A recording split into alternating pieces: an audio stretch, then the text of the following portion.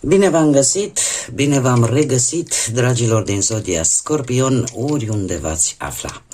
Suntem din nou împreună la o nouă lectură pentru următoarea perioadă a lunii ianuarie, mai precis perioada cuprinsă între 19-25 ianuarie 2026, așa că toți cei care aveți Soarele, Luna, Venus, Ascendentul în Zodia Scorpion, această lectură este de asemenea și pentru voi. Ca de fiecare dată, nu uitați, este totuși o lectură general colectivă, așa că vă rog să luați decât ceea ce rezonează cu voi, iar restul lăsați-le să zboare în univers, pentru că sigur sunt pentru alte energii care într-o mai mică sau mai mare măsură au o legătură cu Zodia Scorpion. Și începem această lectură fără prea multe vorbe cu aceste minunate zaruri astrologice și să vedem ce este important de știut pentru dragii mei din Scorpion în săptămâna 19-25 ianuarie 2026. Și avem Zodia Rac, îl avem pe Jupiter și casa a patra. Interesant, interesant. Haideți să vedem un moment de expansiune. Poate că unii dintre voi chiar aveți un ascendent în Rac. Casa a patra ne vorbește de familie și chiar este guvernată de către Zodia Rac, așa că se pare că apare un moment de expansiune, un moment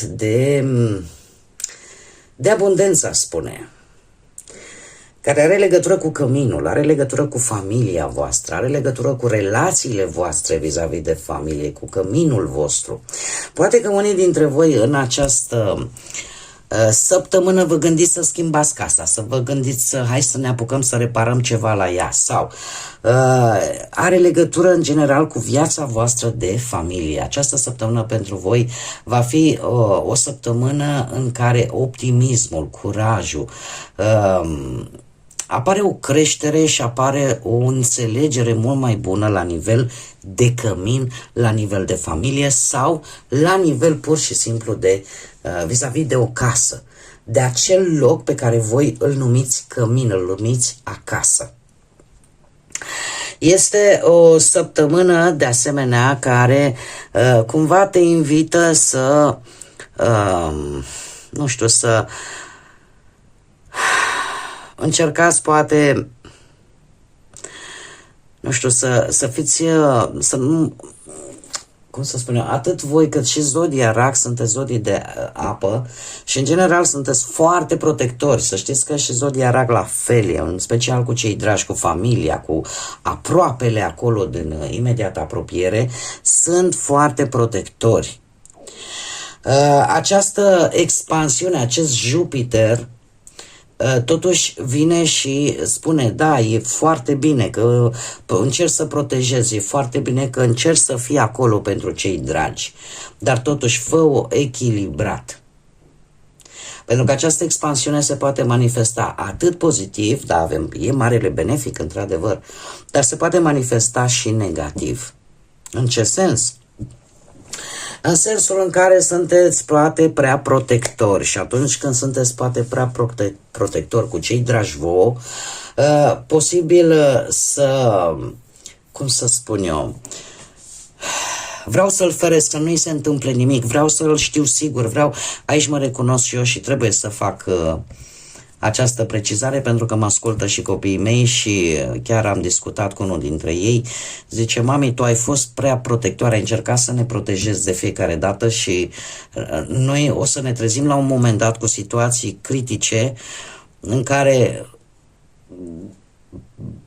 poate nu o să știm cum să acționăm. Și vă dau acest exemplu real din viața mea proprie pentru a înțelege și mai bine aceste lucruri. Deci este foarte bine să fii, dar la un moment dat știți cum e, că trebuie să le dăm drumul să zboare.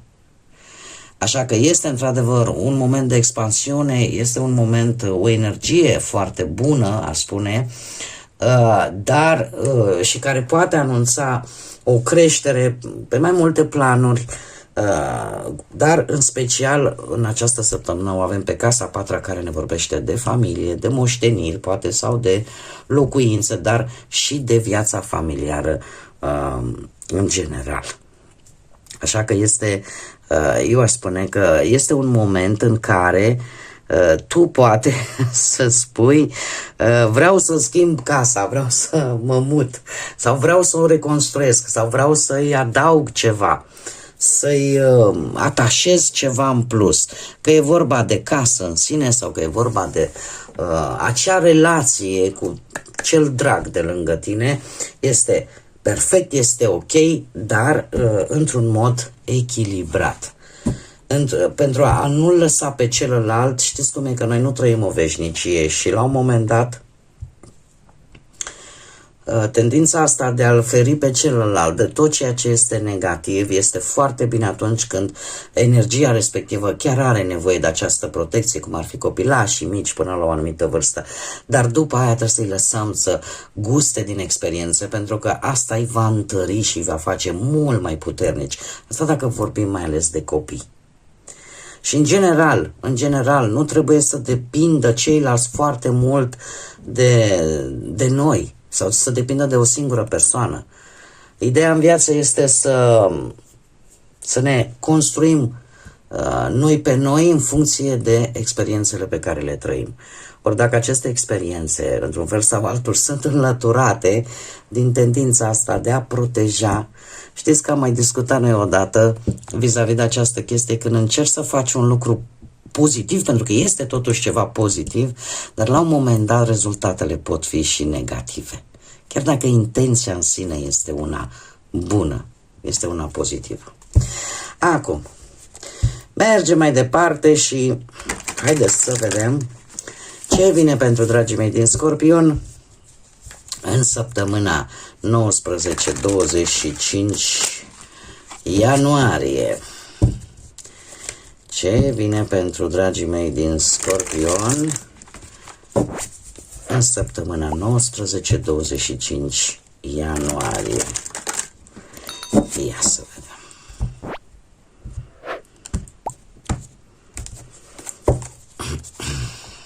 Nu cred așa ceva.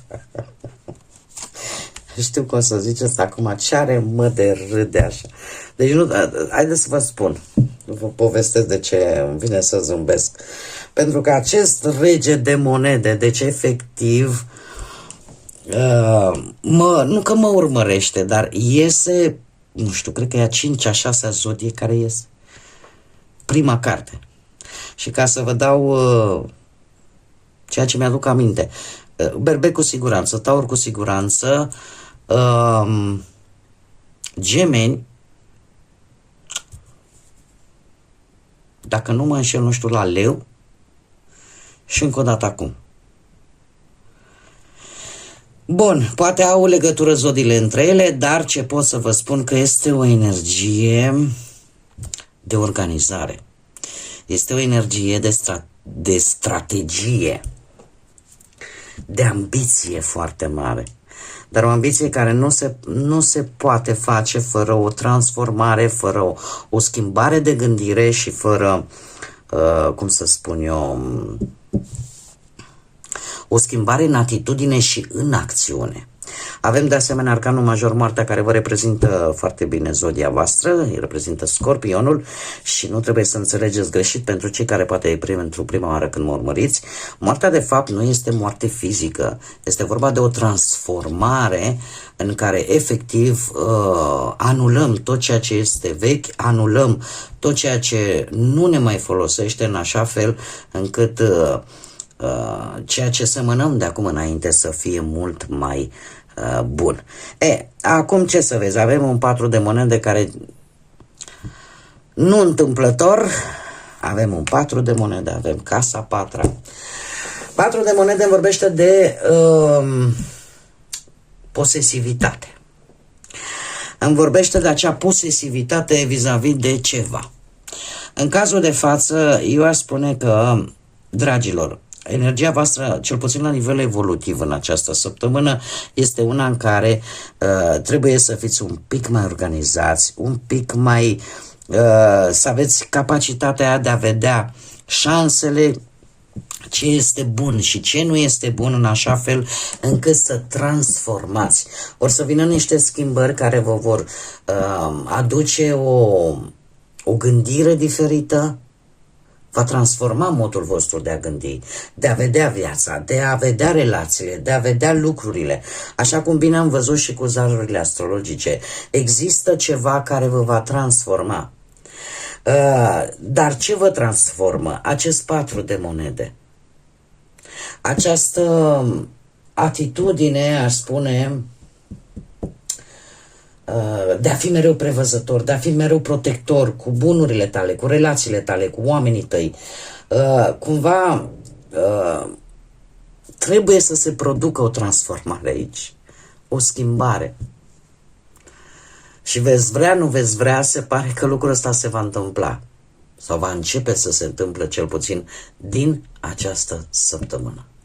Pentru că l-avem pe Pluton aici, în acest arcan major, și fiind un arcan major ne vorbește de lecții mari pe care voi le veți învăța, aceea de a nu fi posesivi față de anumite situații, de anumite persoane, de anumite relații, pentru că lucrul ăsta eu știu că nu este ușor, voi fiind și un semn fix. Mai trebuie să vă spun că pentru voi, cel puțin astrologic vorbind, este un an de transformări în care voi, chiar dacă voi sunteți obișnuiți cu schimbarea bruscă, totuși voi încercați să fiți mereu stabil, că sunteți un semn fix. Și tot ceea ce va veni pe parcursul lui 2026, cumva, nu neapărat că o să vă ia prin surprindere, pentru că de-a lungul vieții v-ați obișnuit oarecum. Cred că din toate zodiile de apă, voi o să fiți, să zicem, cei mai avantajați, pentru că deja sunteți un pic obișnuiți, numai că aici va fi ceva la puterea 100. Dacă până acum lucrurile, transformările astea de-a lungul vieții s-au întâmplat într-o anumită perioadă de timp și nu era așa, vă dădea timp să vă reconstruiți, să știți că 2026 va fi la o altă viteză. Da? Și voi trebuie să ralentizați un pic această viteză, să o mai încetiniți, dar transformarea, schimbarea totuși să se întâmple. Acum, dacă vorbim la nivel profesional, trebuie să vă spun că există cineva care vă poate ajuta într-adevăr să obțineți ori un beneficiu, ori că un nou job. Poate să aibă sau nu legătură cu zodiile de pământ, Taur, Fecioară sau Capricorn, și aș putea să spun că vor fi niște schimbări favorabile pe plan profesional.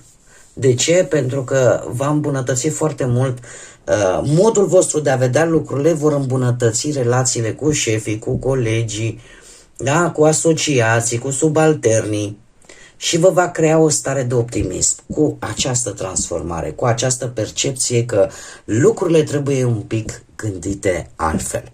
Acest 4 de monede îmi spune că într-adevăr puteți obține un job stabil, chiar sigur, și chiar dacă nu este tocmai ce vă place vouă să faceți. Dar vă dă o anumită stabilitate, asta din punct de vedere profesional. Asta nu înseamnă că totul se termină aici. Nu. Este practic o altă lecție. Da, îl vedem pe Jupiter. Da, este o expansiune. De ce? Pentru că chiar dacă nu vă, cum să spun eu, din punct de vedere creativ, din punct de vedere al ce vă place vouă să faceți, nu o să fie pe placul vostru, totuși este ceva, să zic așa, necesar. Îți aduce acea stabilitate de care tu ai nevoie. Dacă vorbim pe plan de bănuți, să știți că sunteți într-o fază de extindere, mai ales în urma unei munci pe care voi i-ați depus-o. Doar că apar schimbări care vin foarte mult aduse de, posibil chiar de hazard, de destin, de karmă, nu știu. Apare o schimbare importantă, chiar și dacă vorbim de bani. care poate veni, nu știu,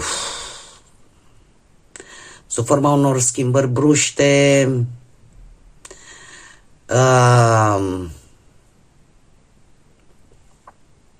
o decizie foarte bine inspirată care să te ducă cumva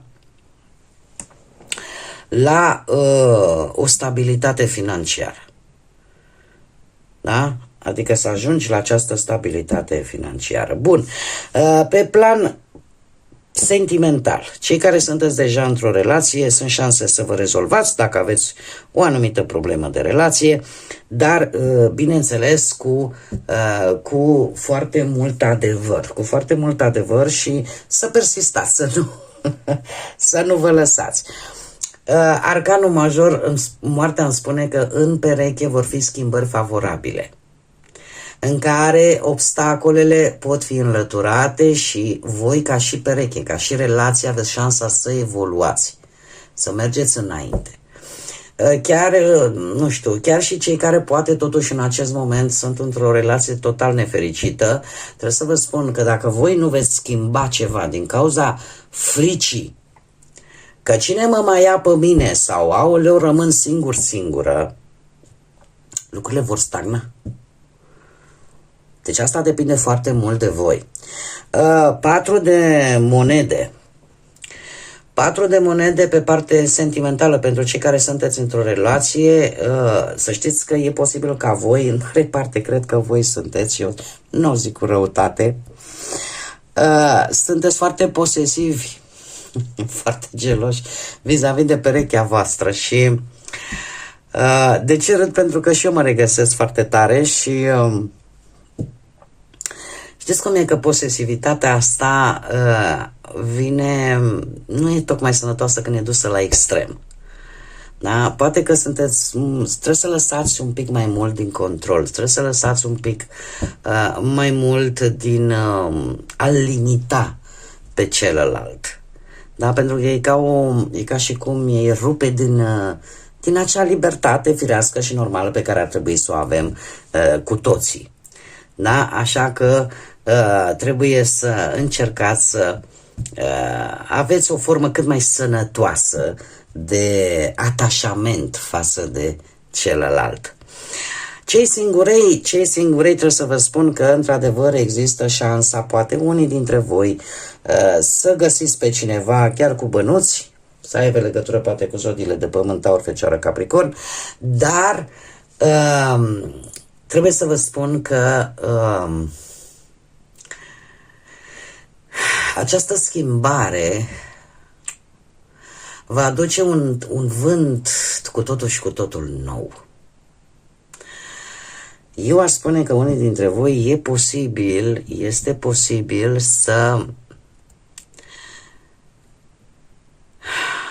să vină și cu o schimbare de locuință. Așa cum bine am văzut, pentru cei singuri. Să vă intereseze atât de tare cineva, încât efectiv să fiți dispuși să schimbați ori de locuință, ori să faceți voi o schimbare radicală, o schimbare majoră în viața voastră pentru a, cum să spun eu, pentru ca această iubire, această șansă să nu o pierdeți, să rămână. Să rămână. Este ca o hotărâre de-a voastră, dar e o schimbare radicală pentru voi, care probabil n-ați mai făcut-o până acum. Haideți să vedem și ce mesaj divin am pentru voi, dragilor din Scorpion, în săptămâna 19-25 ianuarie. Care este mesajul important pentru dragii mei din Scorpion? Oh, ce mesaj frumos! Ce mesaj frumos! Avem soarele, dragii mei, avem pe Uriel. Dragii mei dragi, soarele. Spune în felul următor: este momentul să te bucuri, este momentul să te bucuri de succesul tău. Se pare că o epifanie, ce înseamnă asta? Pur și simplu stai așa liniștită Și dintr-o dată, poate că auzi un sunet, poate că auzi o conversație, poate că auzi o muzică, auzi ceva care pur și simplu, știți cum fac oamenii de știință, gata, am găsit dintr-o dată, din neant, apare acea idee, apare acel gând salvator, apare acea soluție. E cam așa. O să fie și la voi această epifanie care te va... și trebuie să știți că pentru mulți dintre voi va veni, cum să spun eu, aproape magic. Da? Și îți va deschide noi căi, îți va deschide noi porți, noi oportunități. Se pare că un plan va funcționa de maravilla, cum spun spaniolii, de minune. Deci un plan, într-adevăr, vă va funcționa așa cum vă doriți voi, dar nu uitați să mulțumiți divinității. Nu uitați să mulțumiți lui Dumnezeu, nu uitați să mulțumiți Universului. Acum nu știu fiecare ce credință are, nu pot eu să vă spun ce să faceți, în cine să credeți și cum, dar ce pot eu să vă spun că într-adevăr trebuie să dați cezarului ce e al cezarului. Da? Așa că mulțumiți Universului, divinității pentru ceea ce, indiferent că a fost greu, indiferent că a fost mai puțin greu, dar trebuie să mulțumim pentru că acelea sunt experiențe și chiar dacă noi nu ne dăm seama, să știți că ele depind foarte mult de liberul nostru arbitru, de ce alegem noi să facem cu ceea ce viața ne oferă. Așa că mesajul pentru voi este unul optimist, este unul pozitiv și săptămâna asta o idee strălucită vă va ajuta și venit așa într-un mod aproape magic. Bun, dragii mei, cam atât am avut pentru voi pentru această săptămână de ianuarie. Mă bucur că v-am avut alături, mă bucur că ați fost alături de mine. Eu sper că această lectură v-a putut ajuta, v-a făcut să înțelegeți mult mai bine poate anumite aspecte. M-aș bucura tare mult dacă acest lucru s-a întâmplat. Până data viitoare, când ne vom reîntâlni la o nouă lectură, tot binele din lume, să aveți o săptămână minunată și, desigur, să fiți iubiți, dragilor.